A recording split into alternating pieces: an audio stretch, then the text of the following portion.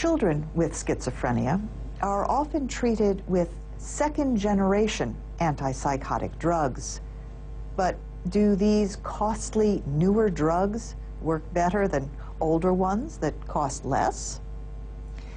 The National Institute of Mental Health paid for a study by 4 universities in the United States. The research teams found that the answer was no. They studied 119 young people between the ages of 8 and 19. The patients were observed over an 8-week period. Some received risperidone or olanzapine, 2 newer drugs. Others received a first-generation antipsychotic drug, molindone. The researchers found that all of the patients experienced about the same improvement. But the risperidone and olanzapine caused serious weight gain. In fact, the Institute canceled the olanzapine research because the patients who took it gained an average of almost 6 kilograms.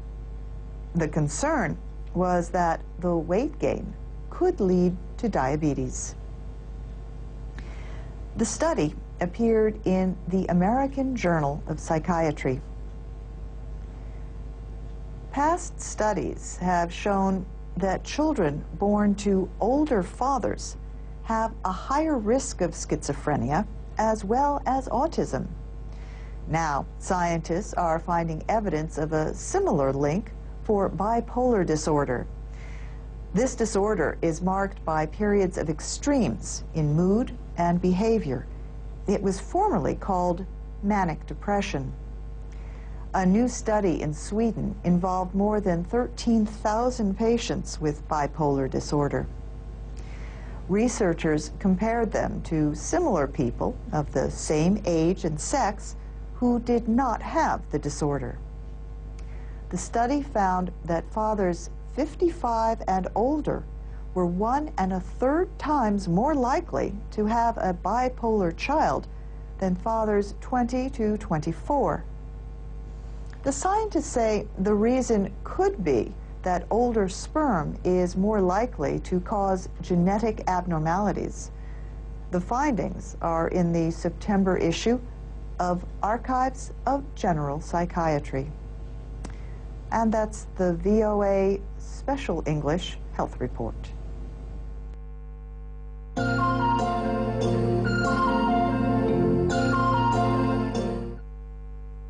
This is the VOA Special English Education Report. This week in our Foreign Student Series, we discuss the first steps for students interested in higher education in the United States. One place to go for advice and information about American colleges and universities is an Education USA Center. More than 400 of these educational advising centers are located around the world. The advisors at Education USA centers do not charge any money for their services. They help students find schools and get information about financial aid, admissions tests, and visa requirements. The centers are supported by the State Department. You can find the nearest one on the State Department's website for international students. The address is educationusa.state.gov. Another place to get information is at an educational fair. Representatives of American colleges and universities present information and answer questions from students and their parents. The Institute of International Education has been organizing United States higher education fairs in Asia since 1982.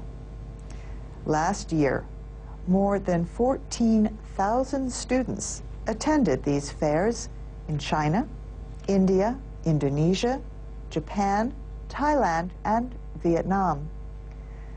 This year, higher education fairs in Asia were held in October. More than 70 colleges and universities had representatives in Hong Kong on October 11th. Other organizations hold similar events in other parts of the world. Information about educational fairs in your country can be found at the same website, educationusa.state.gov. One important piece of advice: give yourself plenty of time to plan your studies in the United States. Educational advisors say you should begin planning at least 2 years before you want to start classes. If you have a general question for our series on American higher education, send it to special@voanews.com or use the Contact Us link at voaspecialenglish.com. Make sure to tell us who and where you are. We might answer your question on our program in the weeks ahead. But we cannot answer personal questions. And that's the VOA Special English Education Report. Transcripts and MP3s of our Foreign Student Series and a link to the Education USA website are at voaspecialenglish.com.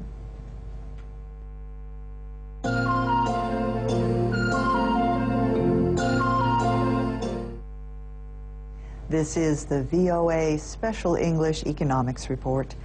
Many financial companies have moved to other New York streets, but Wall Street still holds its place in the language as the capital of American finance.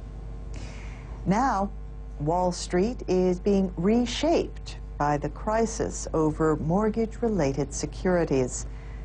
The markets are unable to place a value on them, so banks and other investors are unable to find a buyer, except possibly the government. The aim is to unblock the flow of credit markets now, then sell the securities later when the housing market improves. But the new shape of Wall Street will be missing a piece. The credit crisis has ended the age of big investment banks. In September, the last two, Goldman Sachs and Morgan Stanley, became bank holding companies. As commercial banks, they can take deposits from the public and borrow from the Federal Reserve at any time. This will help them raise capital, but they will also face closer government supervision.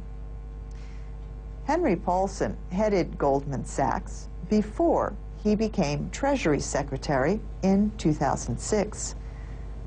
Morgan Stanley also agreed to sell up to 20% of itself to Japan's largest bank, Mitsubishi UFJ.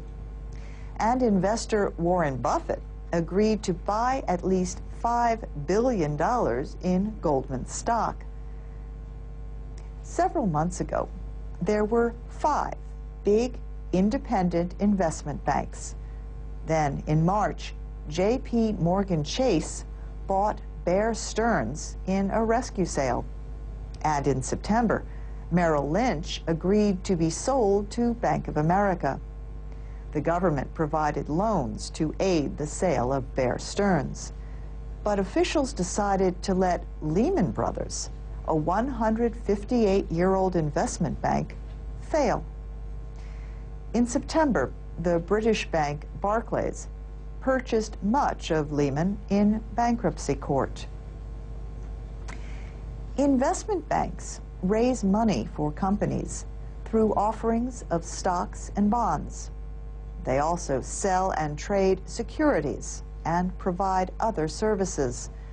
The banks could borrow huge amounts against relatively little capital, and they created ever more complex securities. The Glass-Steagall Act of 1933 barred commercial banks from owning investment banks. Morgan Stanley split from J.P. Morgan as a result of Glass-Steagall. Congress passed the law to reduce risk to deposits following the stock market crash of 1929. But Congress ended Glass-Steagall in 1999. Now, commercial and investment banks are together again, much as they were before 1933. And that's the VOA Special English Economics Report.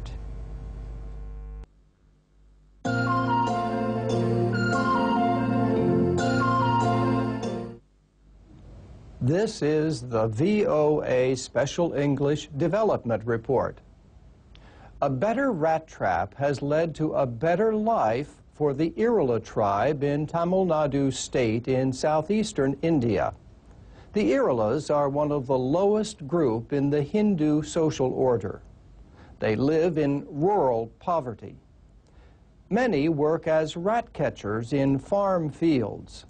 Farmers pay them a few cents for each rat they kill. The traditional way they catch rats is to light a fire in a clay pot. They blow air through a small hole in the bottom to send smoke into the underground spaces where rats live. Then the catchers dig out the rats and any grain stored in their burrows. But often the rats escape and the rat catchers get burned on their lips and hands. Many also suffer lung and heart diseases from breathing the smoke. Several years ago, the director of the Center for the Development of Disadvantaged People in Chennai looked for a better way. He worked with a mechanical engineer to design a steel trap. With the new trap, the rat catcher still forces smoke into the burrow, but the trap is attached to an air pump operated by hand. The catcher no longer needs to blow into the trap, and the pump has a wooden handle to prevent burns to the hands. The Irulas asked for and received almost $100,000 from the World Bank. They used the money to establish a factory to build the traps. It employs 50 women. The traps are sold for about $25 each. Rats can destroy 25% of a crop. The improved rat trap have saved tons of grain. With the clay pots, rat catchers succeeded only 40% of the time. Some catchers could not earn enough money to feed their families. The steel trap succeeds 95% of the time. An expert on international business visited Tamil Nadu and wrote a case study about the tribal rat catchers. Siri Turgeson from Texas Christian University is now a visiting assistant professor at Indiana University. Her report appeared last November in the journal Entrepreneurship, Theory and Practice. India has about 3 million Irulas. 99% cannot read or write. But now, with the better rat trap, they are earning more money, more are getting health care, and other Indians may think better of them for using modern technology. But more importantly, Siri Turgeson says, many Irula children now go to school instead of catching rats. And that's the VOA Special English Development Report, available online at voaspecialenglish.com.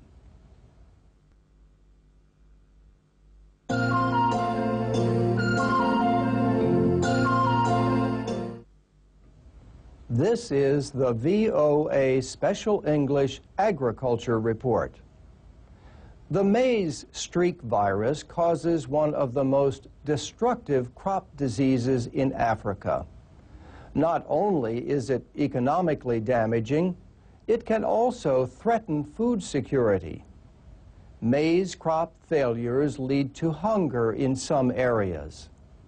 Maize streak disease also strikes parts of Asia.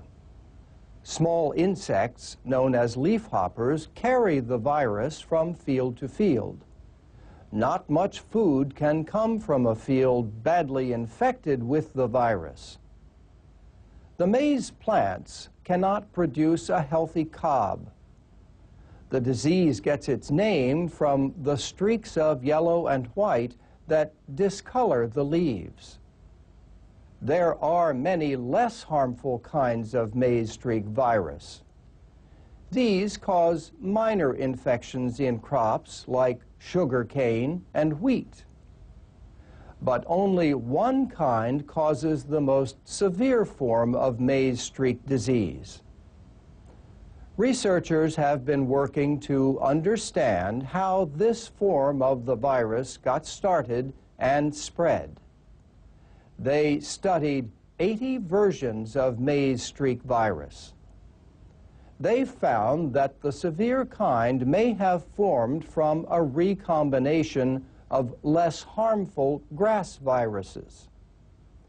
In the process of recombination, the parent viruses exchanged a gene.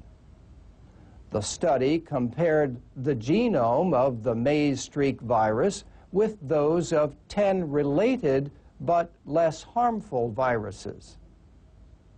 A genome contains all the information about an organism, including information carried from its parent organisms. The most severe virus may have formed more than a century ago, when two mostly harmless viruses that infect wild grass combined. Darren Martin of the University of Cape Town in South Africa led the research. He says the researchers found that every maize streak virus that severely affects maize came from an ancestral virus. That ancestral virus was the recombinant result of the two comparatively harmless viruses. But the virus they formed was stronger. It could infect more plants than its parents.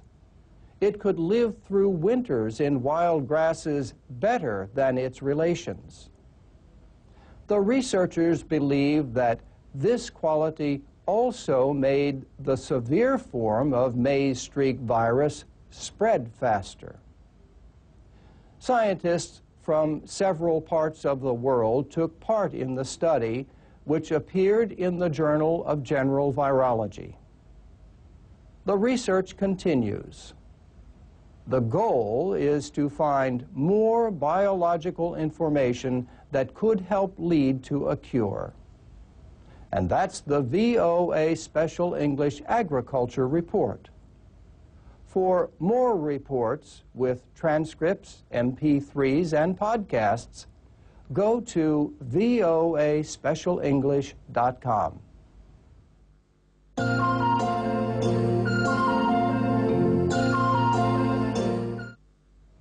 This is the VOA Special English Health Report. Deep inside each cell in our body is all the genetic information needed for life. Human genes are normally organized along 46 chromosomes, 23 from each parent.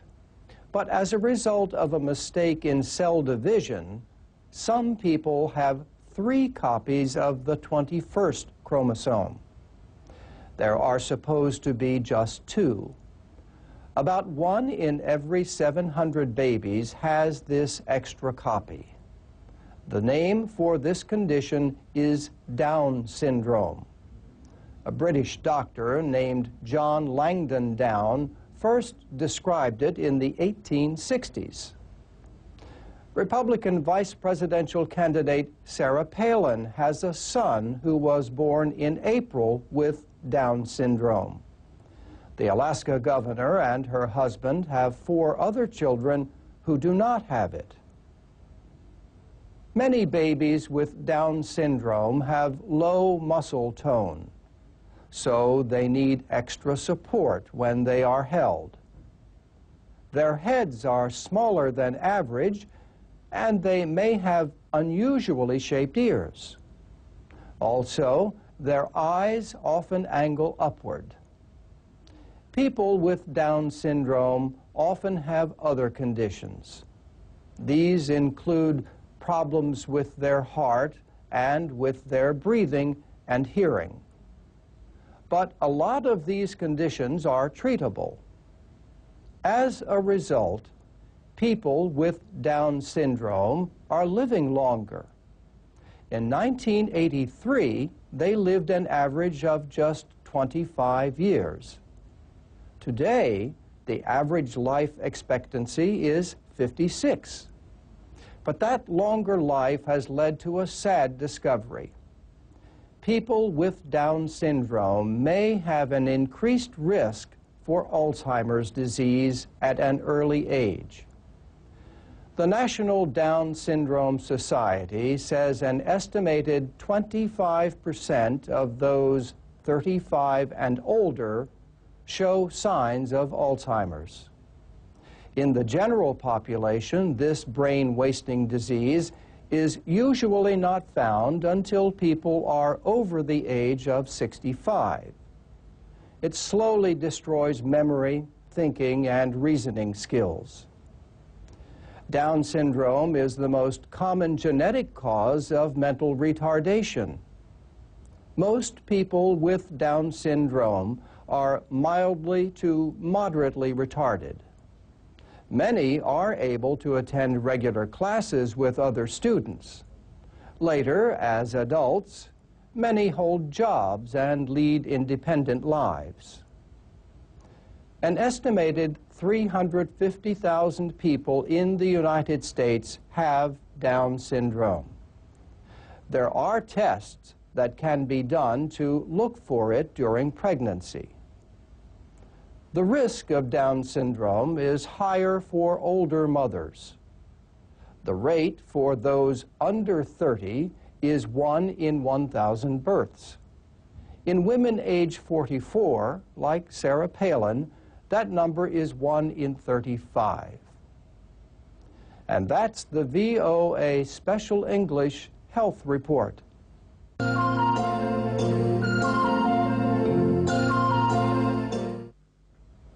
This is the VOA Special English Education Report.